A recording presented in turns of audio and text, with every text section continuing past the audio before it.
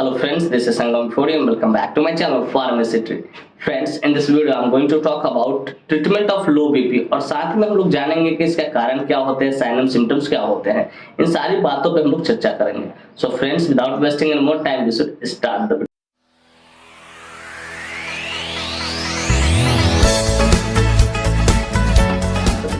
Friends, video को शुरू करने से पहले कुछ बातें मैं यहाँ पे शेयर करना चाहूंगा जो कि आपके लिए बहुत ज़्यादा इंपॉर्टेंट है। फ्रेंड्स, मैंने बहुत सारी ऐसी वीडियो बना रखी है जो कि आपकी मेडिकल की जानकारी को बहुत ज़्यादा बूस्ट कर देगी। फ्रेंड्स, वाकई में आप अपनी मेडिकल की जानकारी को बूस्ट करना चाहते हैं तो कुछ वीडियो का लिंक मैंने आई बटन पे दे रखा है, आप जल्दी से जाइए वहाँ क्लिक कीजिए और मेडिकल की जानकारी को और ज़्यादा बूस्ट कीजिए। तो फ्रेंड्स, चलिए वीडियो की शुरुआत करते हैं। फ्रेंड्स, आज का हमारा टॉपिक है ट्रीटमेंट ऑफ लो बीपी। लेकिन ट्रीटमेंट ऑफ लो बीपी को के साथ साथ हम लोग जानेंगे इसके कॉजेज को जानेंगे और साइन एंड सिम्टम्स को भी जानेंगे। तो फ्रेंड्स, सबसे पहले समझते हैं कि नॉर्मल बीपी कितना होता है, तभी आपको लो समझ में। लो कहने का नॉर्मल से नीचे हो वो लो होता है, ठीक है। तो पहले लो नॉर्मल बीपी समझते हैं कितना होना चाहिए। फ्रेंड्स, मेल और फीमेल में दोनों का जो नॉर्मल बीपी होता है थोड़ा सा डिफरेंस होता है, थोड़ा सा कम बेसी हो सकता है, कम ज्यादा हो सकता है। तो friends, normal BP in male में रहता है 120 सिस्टोलिक एंड 80 डायस्टोलिक mmHg। कि अगर कोई मेल है तो उसका जो नॉर्मल बीपी होगा वो 120/80 होता है, ठीक है। 120 सिस्टोलिक होता है और 80 डायस्टोलिक होता है। mmHg में इसे डिनोट किया जाता है। और वहीं पे अगर कोई फीमेल रहेगा, ठीक है, अगर कोई फीमेल रहेगा तो वहां पे 110/70 आपको देखने को मिलेगा नॉर्मल बीपी फीमेल में। किसमें? फीमेल में mmHg। तो सिंपली समझो कि अगर कोई मेल है तो उसका जो नॉर्मल बीपी होगा 120 सिस्टोलिक एंड 80 डायस्टोलिक होगा mmHg। अगर वही फीमेल रहेगा तो उसका जो नॉर्मल बीपी रहेगा वो 110/70 mmHg होता है। इस बात को याद रखिएगा।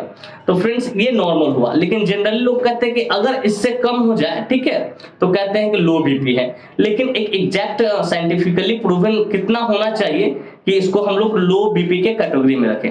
तो डियर व्यूअर्स, अगर किसी का सिस्टोलिक, ठीक है, 90 है और डायस्टोलिक 60 है, मतलब 90/60 mmHg बीपी है, तो उसे हम लोग लो बीपी के कैटेगरी में रखते हैं। इतना कम से कम इस 90/60 अगर रहे तब हम लोग लो बीपी कंसीडर करते हैं और ऐसा माना जाता है। तो डियर व्यूअर्स, मैं उम्मीद करता हूं कि बातें आपको अच्छे से समझ लो बीपी कैसे क्या होता है। सिंपली समझो डेफिनेशन इसका कि अगर किसी का बीपी या जब बीपी आप गेज करते हो, अगर किसी का बीपी आपको फाइंडिंग मिलता है 90/60 mmHg, ठीक है, 90 सिस्टोलिक है, डायस्टोलिक 60, तो उसको हम लो बीपी कहते हैं या लो बीपी का पेशेंट कह सकते हैं। तो डियर व्यूअर्स, ये एक मैंने क्राइटेरिया तय कर दिया कि 90/60 अगर किसी का बीपी हो तो अब हम लो बीपी उसको कह सकते हैं। फ्रेंड्स, चलिए अब बात करना चाहेंगे इसे कॉजेज के बारे में कि इसका कारण क्या होता है, किस कारण से लो बीपी होते हैं। तो फ्रेंड्स, नंबर 1 कॉज है फिजिकली वीकनेस। कि अगर कोई इंसान शरीर से, ठीक है, वीक है, फिजिकली, ठीक है, वीक है, पतला दुबला है, खाना पीना सही से नहीं लग रहा, तो उसको लो बीपी हो सकता है। फिर कहते हैं ऑब्जर्व मोर फास्टिंग। अगर कोई लेडी है बहुत ज्यादा फास्टिंग ऑब्जर्व करती है, फास्टिंग ऑब्जर्व करने का मतलब होता है उपवास जिसको बोल सकते हैं, खाना पीना नहीं खाना, तो उसके कारण भी लो बीपी हो सकता है। फिर कहते हैं ब्लड लॉस। कि अगर किसी व्यक्ति का ब्लड लॉस होगा, चाहे वो मेल हो चाहे फीमेल हो, उसके कारण भी बीपी लो हो सकता है। फिर कहते हैं हेवी ब्लीडिंग ड्यूरिंग पीरियड या हेवी मेंस्ट्रुअल ब्लीडिंग। अगर कोई स्त्री या लड़की, ठीक है, अगर उसको पीरियड आया हो, ठीक है, मेंस्ट्रुएशन आया हो, ठीक है, तो उसमें बहुत ज्यादा अगर ब्लड लॉस हो गया, बहुत ज्यादा ब्लीड हो गया, ठीक है, तो उसके कारण भी बीपी लो हो सकता है। फिर कहते हैं न्यूट्रिशन। कि अगर किसी को न्यूट्रिशन की कमी है, न्यूट्रिशन मतलब पोषक तत्व, खान पान सही नहीं हो रहा, तो उसके कारण भी बीपी लो हो सकता है। फिर कहते हैं एचबी की कमी। कि अगर किसी पेशेंट या मेल हो या फीमेल हो, कोई भी हो, अगर उसके ब्लड में हीमोग्लोबिन की कमी है तो उसके कारण भी लो बीपी हो सकता है। फिर कहते हैं फ्लूइड लॉस। कि अगर किसी का फ्लूइड लॉस हो गया, जैसे डायरिया हो गया, तो उसमें फ्लूइड लॉस, इलेक्ट्रोलाइट इम्बैलेंस हो, तो उसके कारण भी लो बीपी हो सकता है। तो इतने सारे कारण हो सकते हैं। फिजिकली कोई वीकनेस है या फिजिकली कोई वीक है, ठीक है, या कोई ज्यादा फास्टिंग रख रहा है, या हीमोग्लोबिन की कमी है, या ब्लड लॉस हुआ हो, या फ्लूइड लॉस हुआ है, तो इसके कारण ये क्या हो सकता है, बीपी लो हो सकता है। ये कुछ प्रमुख इसके कारण है। अब बात करते हैं साइन एंड सिम्टम्स की। जब बीपी अगर लो होगा तो क्या कुछ लक्षण देखने को आपको मिलेगा। तो नंबर 1 है जीडीनेस या वर्टाइगो। को आपको चक्कर आएगा, क्या आएगा, चक्कर टाइप का आएगा, सर आपका घूमने लगे, हेड स्पिनिंग होने लगेगा, ठीक है। फिर कहता है डार्क साइट, कि आपको अंधेरा अंधेरा आंखों के सामने क्या अंधेरा अंधेरा दिखाई देगा। फिर कहते हैं नोजिया, वॉमिटिंग हो सके, आपको जी मिचलाएगा, उल्टी हो जाएगा, ठीक है, वैसा उल्टी टाइप का मन करेगा। फिर कहता है लेजीनेस, आलस रहेगा, थोड़ा सा भी देह में फुर्ती वगैरह नहीं रहेगा। तो ये कुछ इसके साइन एंड सिम्टम्स है। अगर इस तरह का कोई भी साइन एंड सिम्टम्स देखा, समझिए कि लो बीपी की तरफ इंडिकेट कर रहा है। फ्रेंड्स अब चलिए बात करते हैं ट्रीटमेंट के बारे में। तो ट्रीटमेंट जो प्राइमरी जो घर पे लोग करते हैं, पहले उस बारे में बात करेंगे, फिर आपको हम प्राइमरी ट्रीटमेंट के बाद फिर जो मेजर ट्रीटमेंट होता है, ठीक है, उस बारे में बात करेंगे। उसके बाद सबसे एडवांस ट्रीटमेंट के बारे में बात करेंगे। तो सबसे पहले घर पे क्या, अगर प्राइमरी ट्रीटमेंट जो घर पे आप इस्तेमाल कर सकते हैं, ठीक है। सबसे पहले अगर किसी पेशेंट का, ठीक है, बीपी अगर लो है, ठीक है, तो उसको आप बेड पे सुला दे पहले, और उसका जो पैर है दीवार के ऊपर रख दे, ताकि ब्लड का फ्लो ब्रेन में तेजी से जाए, जिससे बीपी मेंटेन हो सकता है। ये नंबर 1। दूसरा है साल्ट वाटर, कि एक गिलास पानी लीजिए, उसमें थोड़ा नमक घोल के और पीने के लिए दीजिए, उससे भी बीपी इंक्रीज होता है, ठीक है। ये 2 तरीके घर पे आप इसका इस्तेमाल कर सकते हो, या ओआरएस का घोल भी दे सकते हो थोड़ा बहुत, ठीक है। तो ये 2 तरीके हैं बीपी को इंक्रीज करने का एट घर पे, बस एट होम, घर पे और कहीं नहीं। अब बात करते हैं जो मेन ट्रीटमेंट होता है उस बारे में बात करते हैं। देखो जी, इसका कोई डायरेक्ट ट्रीटमेंट नहीं होता है, डायरेक्ट नहीं है कि बीपी लो है तो डायरेक्ट आप बढ़ा दोगे अचानक से, नहीं, ऐसा नहीं होता है।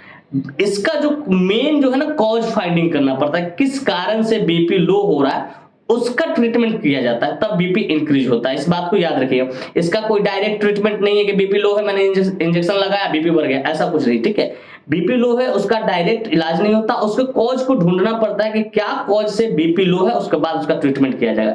तो फ्रेंड्स मान लीजिए, और किसी का नंबर 1 कॉज मैं बताता हूँ, न्यूट्रिशन की डिफिशियंसी है, किसी के शरीर में पोषक तत्व की कमी है, जैसे मान लीजिए पोषक तत्व, हेल्थ सप्लीमेंट जिसको आप बोल सकते हैं, उस चीज की कमी है, उसको स्वस्थ नहीं है, ठीक है, कमजोर टाइप का है, वीकनेस है, फिजिकली वीक है, ठीक है, तो उसको बीपी अगर कम है तो उसको आप हेल्थ सप्लीमेंट दीजिए, हेल्थ सप्लीमेंट दीजिए। इससे क्या, न्यूट्रिशन उसके शरीर में जाएगा तो उसका शरीर बढ़िया होगा, हेल्दीफाई होगा, तो जाहिर सी बात है वो बढ़िया हो जाएगा, उसका बीपी कंट्रोल हो जाएगा, बीपी रेज करेगा।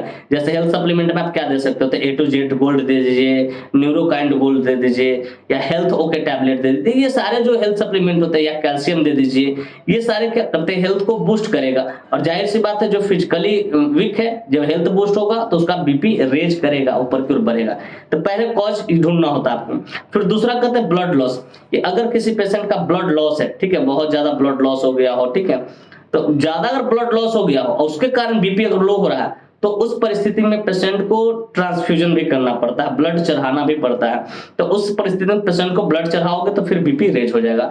फिर कहते हैं फ्लूइड लॉस, या इसको आप डायरिया कह सकते हो, कि अगर किसी का फ्लूइड लॉस हो गया हो या डायरिया हो गया, स्टूल पानी की तरफ पतला निकलते जा रहा है, ठीक है, तो फ्लूइड लॉस होगा। या इलेक्ट्रोलाइट इम्बैलेंस, तो वहां पे आप आरएल की बोतल लगा सकते हैं, एनएस की बोतल डायरेक्ट लगा सकते हैं बीपी को मेंटेन करने के लिए, ठीक है। और उसमें हो सके तो एक एमवीआई आप चला सकते हैं, आरएल में दे सकते हैं एमवीआई चलाने के लिए। तो ये कुछ हुए।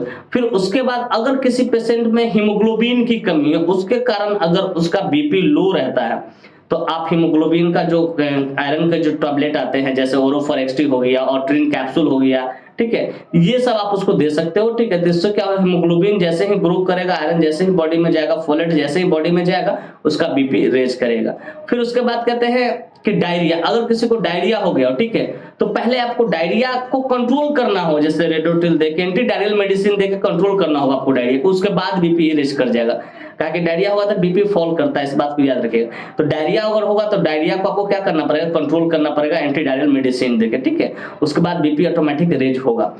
अगर इन सारी चीजों से ठीक नहीं होता है बीपी, मान लीजिए पेशेंट ज्यादा फिर भी कंट्रोल नहीं हो रहा है, जो दिक्कत है उसमें सर आपने चलाया, ठीक है, अब उसके बाद सिम्टोमाइज ट्रीटमेंट देना पड़ता है, कि जो सिम्टम दिखाई दे रहा है उसके अनुसार उसको ट्रीटमेंट देना पड़ता है। लेकिन फिर भी अगर बीपी कंट्रोल नहीं होता है, तो मैं अपना एक एडवांस्ड यूसेज बता रहा हूँ जो जनरली हम लोग करते हैं। आप इसे खुद से ना करें, क्योंकि ये सुपरविजन में किया था, डॉक्टर के सुपरविजन में, कि आप आरएल का ड्रिप लगाए, ठीक है, और उसमें 1 ml टर्मिन आपने नाम सुना होगा, 1 का 5 बनाए, ठीक है, 1 ml टर्मिन ले, 5 ml 4 ml एनएस ले, मिला के उसको 1 ml टर्मिन आईवी करें, ठीक है, और 1 ml, ठीक है, उसको आरएल में ड्रिप कर दे, इससे बीपी रेज हो जाता है, इससे बीपी रेज। लेकिन इसको आप खुद से सेल्फ एडमिनिस्टर ना करें, बिना डॉक्टर से कंसल्ट किए, बिना डॉक्टर के सुपरविजन में, कोई भी डॉक्टर होगा आप उनसे पूछिए कि इस बात को कि टर्मिन 1 का 5 बनाइए, 1 ml IV कर दीजिए और 1 ml क्या कर दीजिए आप RL में ड्रिप कर दीजिए, इससे बीपी रेज होता है।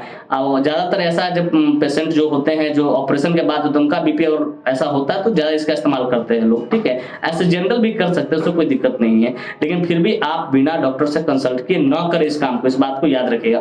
फिर कहते हैं दूसरा है डोपामिन इन्फ्यूजन स्टार्ट करना पड़ेगा आपको। डोपामिन इंजेक्शन आता है, नोरेड इंजेक्शन आता है, ठीक है, नोरेड इंजेक्शन आता है, उसका इस्तेमाल करना होगा आपको। इन्फ्यूजन पंप की जरूरत पड़ेगी या इन्फ्यूजन सिरिंज को जरूरत पड़ेगी। आप डोपामिन इंजेक्शन को 50 ml NS में क्या कर लिए, डाइल्यूट कर लीजिए और 4 ml per hour with the help of syringe pump या इन्फ्यूजन पंप, उसकी मदद से आप इसको चलाइए, फिर बीपी रेज कर जाएगा। लेकिन वो बहुत ज्यादा जब इमरजेंसी होता है तब, जब बड़े हॉस्पिटल में शिफ्ट किया था पेशेंट को तब उसको चलाया जाता है, क्योंकि इसको आप घर पे परफॉर्म कभी नहीं कर सकते हैं। तो फ्रेंड्स मैं उम्मीद करता हूं कि ये सारे कारण मैंने बताया कि किस किस कारण से बीपी लो होता है, उसको ठीक करना होता है, और एडवांस भी यूसेज बताया, मेन ट्रीटमेंट भी बताया, डोमेस्टिक ट्रीटमेंट भी मैंने आपको बताया। फ्रेंड्स मैं उम्मीद करता हूं कि बातें आपको अच्छे से समझ में आए, ट्रीटमेंट ऑफ लो बीपी क्या होता है, कैसे इसको ट्रीटमेंट दिया जाता है। और साथ ही मैं उम्मीद करता हूं मेरी ये वीडियो काफी इन्फॉर्मेटिव, काफी इंटरेस्टिंग, काफी जबरदस्त लगी होगी आपको, और मेरे इस वीडियो से आपको कुछ ना कुछ सीखने को जरूर मिला हो। Friends if you find this video informative interesting, hit the like button, subscribe my channel and don't forget to share it with your medical friends and common friends. Thank you for watching this video, bye bye, take care, फिर मिलते हैं next video में। तब तक स्वस्थ रहिए, मस्त रहिए, ख्याल रखिए अपना और अपने परिवार का। थैंक यू, धन्यवाद।